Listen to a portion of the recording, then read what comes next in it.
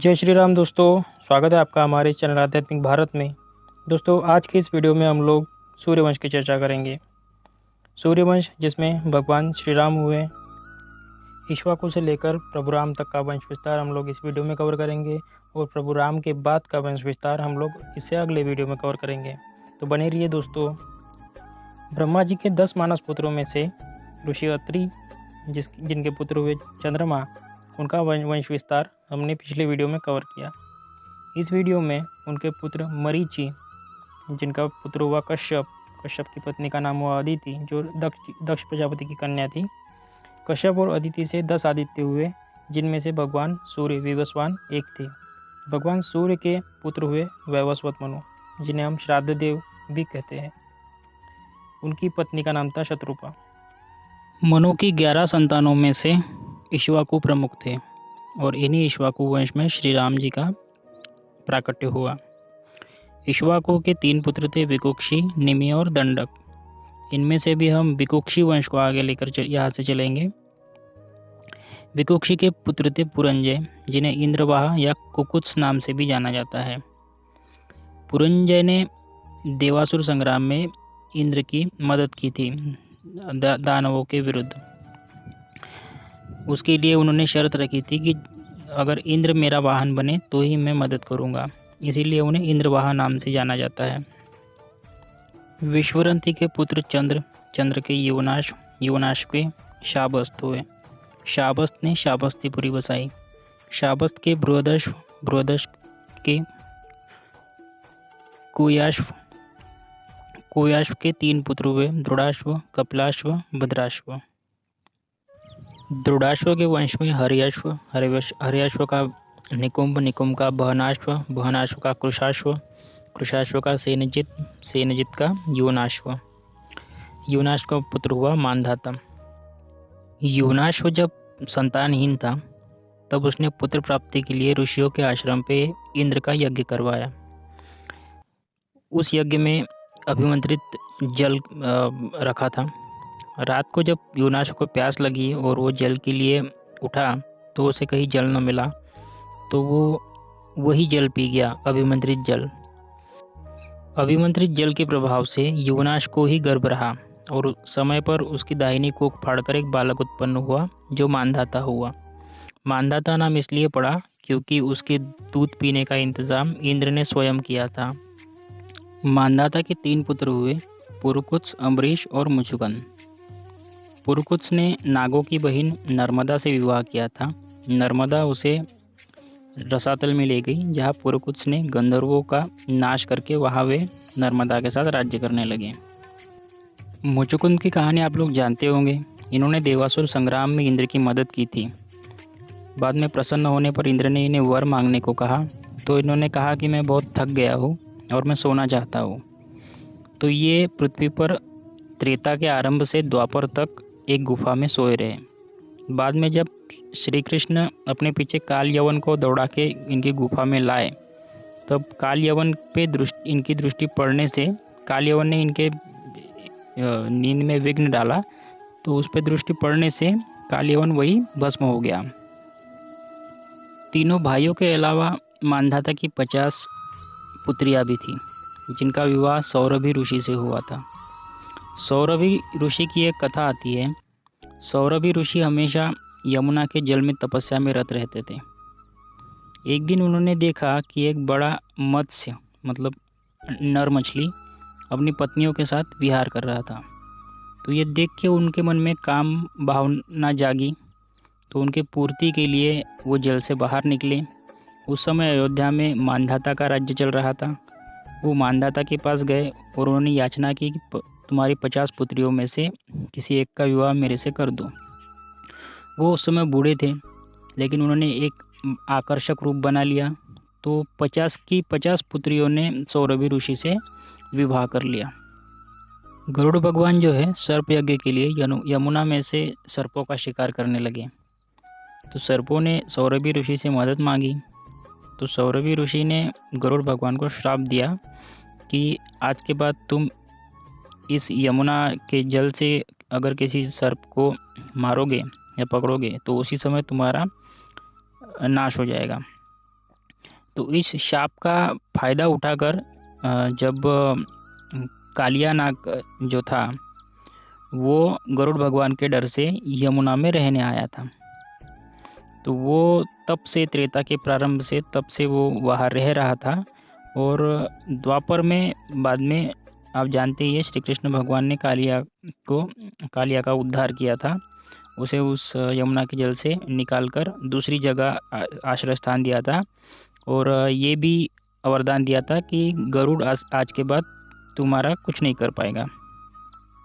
अब यहाँ से आगे हम पुरुकुत्स वंश को आगे लेकर चलेंगे, जिसमें प्रभु राम हुए। पुरुकुत्स का पुत्र था त्रसदस्यु का अनरण्य का हर्यश्व का अरुण का त्रिबंधन का पुत्र हुआ सत्यव्रत, जिसको त्रिशंकु भी बुलाते हैं। त्रिशंकु जो है अपने पिता और गुरु के शाप से चांडाल हो गया, लेकिन विश्वामित्र ने अपने तपोबल से इसे सशरीर स्वर्ग पहुंचा दिया।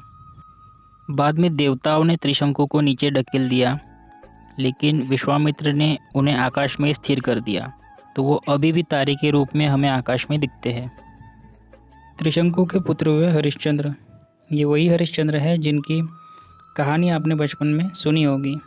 हरिश्चंद्र अपने सत्यवादिता, अपने न्याय, अपनी शूरवीरता और अपनी दानवीरता के लिए काफ़ी प्रसिद्ध थे। हरिश्चंद्र जब अयोध्या में शासन करते थे तब उनकी कोई संतान न थी। संतान के लिए उन्होंने यज्ञ किया और वरुण देवता की आराधना की। वरुण देवता ने उन्हें पुत्र दिया रोहित नाम का। अब शर्त ये थी कि हरिश्चंद्र रोहित को यज्ञ में वरुण देव को यजन करेंगे, मतलब वरुण देव को ही अर्पण करेंगे, लेकिन पुत्र मोह के वश वो ऐसा ना कर सके। उनके जो कुलगुरु थे वशिष्ठ, अयोध्या में जो कुलगुरु रहते थे वो वशिष्ठ ही रहते थे। तो वशिष्ठ ने क्या किया कि एक अन्य ब्राह्मण से उसका पुत्र खरीद लिया 100 गायों के बदले में, जिसका नाम था पुनश्शैव, और उस पुनश्शैव की रोहित के स्थान पे बलि देने के लिए उसे तैयार किया। लेकिन जो विश्वामित्र थे उनको पुनश्शैव पे दया आ गई। उन्होंने पुनश्शैव को कहा कि तुम वरुण देवता की आराधना करो। अब आराधना करने पर वरुण देवता प्रसन्न हुए, तो उन्होंने पुनश्शैव की बलि लेने से मना कर दिया। अब वशिष्ठ जी ने विश्वामित्र जी को बताया कि हरिश्चंद्र कितने बड़े सत्यवादी व्यक्ति हैं, लेकिन विश्वामित्र को ये यकीन नहीं हुआ। तो विश्वामित्र ने उनकी परीक्षा लेनी चाहिए। विश्वामित्र जी ने हरिश्चंद्र को उनका पूरा राजपाट दान में मांग लिया, और हरिश्चंद्र जी ने खुशी खुशी उनको वो दे भी दिया। इसके बाद भी विश्वामित्र ने उनसे दक्षिणा मांगी। अब दक्षिणा देने के लिए हरिश्चंद्र के पास कुछ तो रहा तो नहीं था, लेकिन फिर भी उन्होंने हरिश्चंद्र को दक्षिणा देने के लिए प्रतिज्ञा की। अब दक्षिणा देने के मार्ग में विश्वामित्र जी ने हरिश्चंद्र के रास्ते में बहुत सी बाधाएं उपस्थित की, लेकिन वो बार बार उनको याद दिलाते रहे कि मेरी दक्षिणा दो, मेरी दक्षिणा दो। तो कुछ ना बन पड़ने पर उन्होंने अपने पुत्र और स्त्री को एक ब्राह्मण के हाथ बेच दिया, और वो उससे जो पैसे मिले वो विश्वामित्र को दिए। इस पर भी विश्वामित्र बोले कि इनसे मेरा कुछ नहीं होगा, मुझे और धन चाहिए। तो उसके बाद भी विश्वामित्र जी ने बहुत बाधाएं उपस्थित की। अंत में हरिश्चंद्र जी ने खुद को एक चांडाल के हाथों बेच दिया। तो चांडाल ने उस हरिश्चंद्र की नौकरी लगा दी मुर्दा घाट पे, मतलब स्मशान भूमि पे। वो जो वहाँ पे मुर्दे जलाने को आते थे उनसे वो कर वसूलते थे। तो उनकी बहुत दयनीय अवस्था हो गई थी तब। इस पर भी विश्वामित्र जी रुके नहीं। जिस ब्राह्मण के घर हरिश्चंद्र की पत्नी और पुत्र काम करते थे वहाँ पे उनके बहुत बुरे हाल थे। विश्वामित्र जी की प्रेरणा से रोहित को एक सर्प डस गया और वो मर गया। तो हरिश्चंद्र की जो पत्नी थी उन्होंने अपने पुत्र को उसी स्मशान घाट पे लाया। तो उनसे भी हरिश्चंद्र कर मांगने लगे, मतलब उन्होंने पहले पहचाना नहीं कि ये मेरी पुत्री और मेरा ही बालक है, तो कर मांगने लगे। और विश्वामित्र जी ने ऐसी माया रची कि उस पुत्र के मृत्यु का इल्ज़ाम उसी की माँ पे डाल दिया, मतलब हरिश्चंद्र की पत्नी पे। तो उससे भी आजू बाजू के लोग उसको मारने के लिए उद्यत हो रहे थे। अब हरिश्चंद्र जी को जब ये समझ आया कि ये मेरा ही बालक और मेरी ही पत्नी है, तो वो चांडाल के पास गए कि इनका कर माफ़ कर दो। लेकिन चांडाल जब आया और उसने देखा कि ये लोग बोल रहे हैं कि इसी औरत ने अपने बालक को मार दिया, तो उसने हरिश्चंद्र को आज्ञा दी कि तुम इस स्त्री को मार डालो। अब मजबूरी में, क्योंकि वो दास थे चांडाल के हरिश्चंद्र, उन्होंने अपनी पत्नी को मारने के लिए फरसा उठाया। जैसे ही फरसा उठाया, वहाँ पे सभी देवता प्रकट हुए और विश्वामित्र प्रकट हुए। उन्होंने सभी ने हरिश्चंद्र की बुरी बुरी प्रशंसा की और उनकी ये परीक्षा तभी समाप्त हो गई थी। उनको पूरा अयोध्या का राजपाट फिर से मिल गया और इसी की स्थिति की वजह से वो बाद में मोक्ष को प्राप्त हो गए। रोहित के पुत्र हुए हरित, हरित के पुत्र हुए चंप। इन्हीं चंप ने चंपापुरी नाम का नगर बसाया था। चंप के पुत्र हुए सुदेव, सुदेव के विजय, विजय के भरुक, भरुक के वृक और वृक के बाहुक, और बाहुक का पुत्र हुआ सगर। सगर, ये वही सगर है जिनके 60,000 पुत्रों का उद्धार करने के लिए गंगा जी को पृथ्वी पे आना पड़ा। गर नाम का अर्थ होता है विष और सगर मतलब विष के साथ उत्पन्न होने वाला।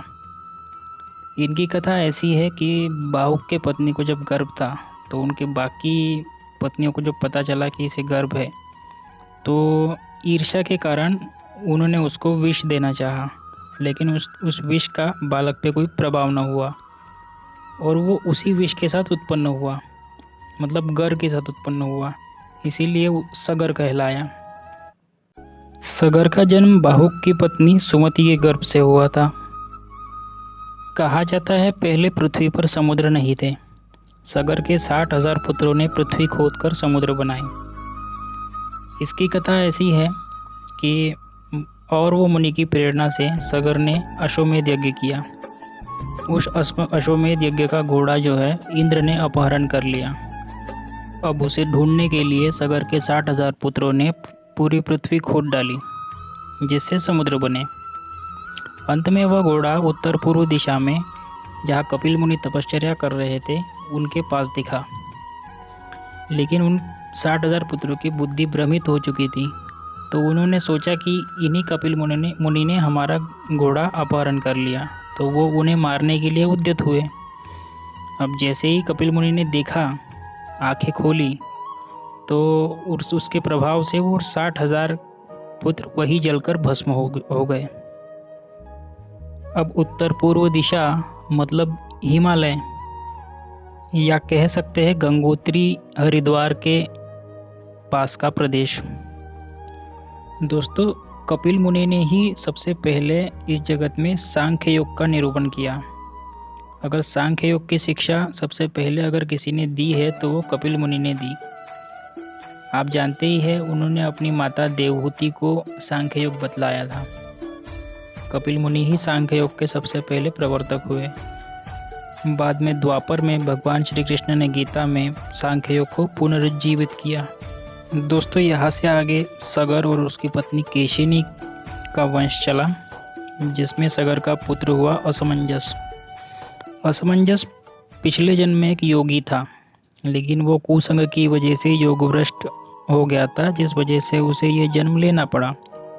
फिर भी उसकी पुराने जन्म की स्मृति बनी रही, तो वो इस जन्म में दूसरों को ऐसा दिखाता था कि मैं पागल ही हूँ, पागल के जैसे ही रहते थे और किसी का संग नहीं करते थे, जिससे कि लोग उनसे नफरत करें, लोग उनका संग ना करें।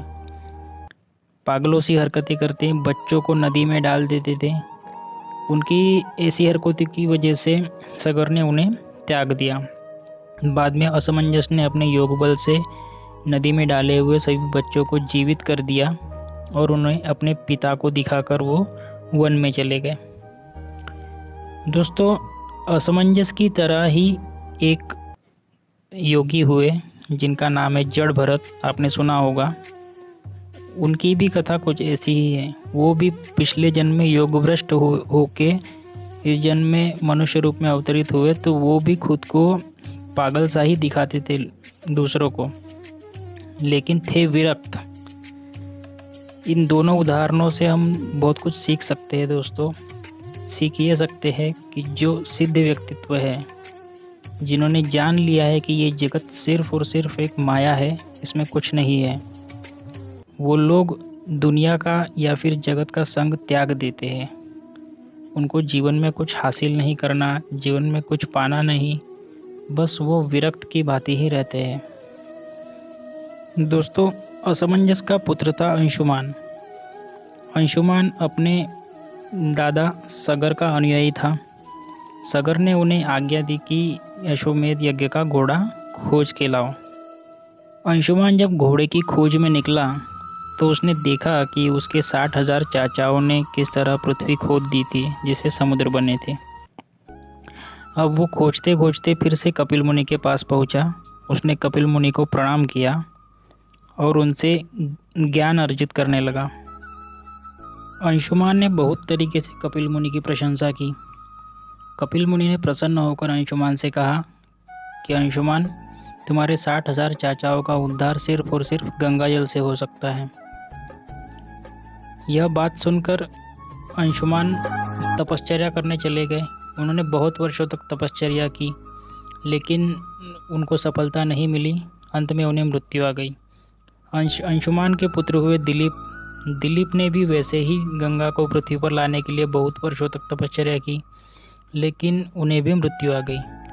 दिलीप के पुत्र हुए भगीरथ, और भगीरथ ने भी बहुत वर्षों तक गंगा जी को पृथ्वी पर लाने के लिए तपश्चर्या की, और भगीरथ की तपश्चर्या से प्रसन्न होकर गंगा जी ने उन्हें आश्वासन दिया कि मैं पृथ्वी पर आऊँगी, लेकिन मेरा वेग रोकने वाला कोई हो, क्योंकि मेरा वेग इतना है कि मुझे अगर कोई बांधने वाला ना हो तो मैं पृथ्वी फोड़कर रसातल में चली जाऊंगी। इसके बाद भगीरथ ने शिव जी की आराधना की, जिससे प्रसन्न होकर उनकी मदद से वे गंगा जी को पृथ्वी पर ला सकें। जैसे ही गंगा जी पृथ्वी पर आई और उन 60,000 पुत्रों की राख से गंगा जल का स्पर्श हुआ, वे सभी के सभी 60,000 सगर के पुत्र स्वर्ग को चले गए।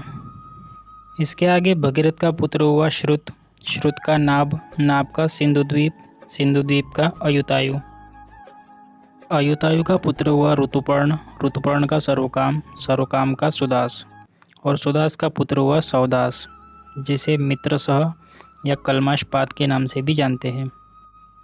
सौदास को उन्हीं के कुलगुरु वशिष्ठ ने 12 साल के लिए राक्षस हो जाने का श्राप दिया था।